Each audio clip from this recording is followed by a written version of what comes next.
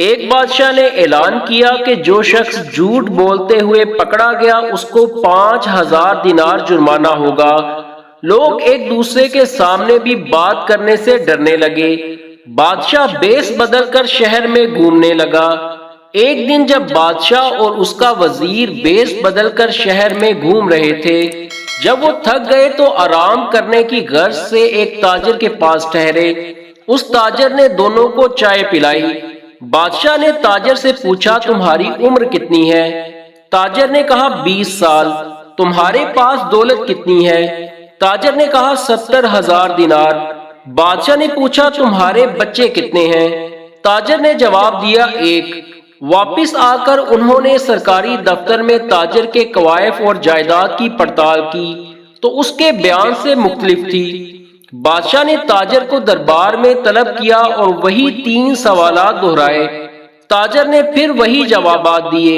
بادشاہ نے وزیر سے کہا اس پر 15,000 دینار جرمانہ عائد کر دو اور سرکاری خزانے میں جمع کرا دو، کیونکہ اس نے 3 جھوٹ بولے ہیں۔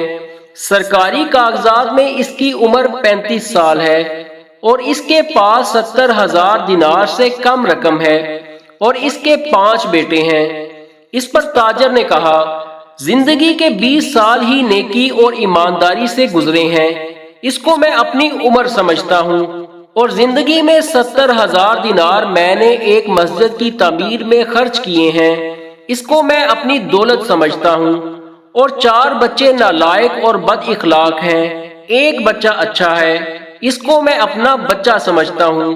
یہ سن کر بادشاہ نے جرمانے کا حکم واپس لے لیا اور تاجر سے کہا ہم تمہارے جواب سے خوش ہوئے ہیں، وقت وہی شمار کرنے کے لائق ہے جو نیک کاموں میں گزر جائے، دولت وہی قابل اعتبار ہے جو راہ خدا میں خرچ ہو، اور اولاد وہی ہے جس کی عادتیں نیک ہو۔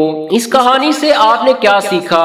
کومنٹ باکس میں لازمی بتائیے گا، اور ویڈیو کو لائک اور چینل کو سبسکرائب کر دیجیے گا۔ شکریہ۔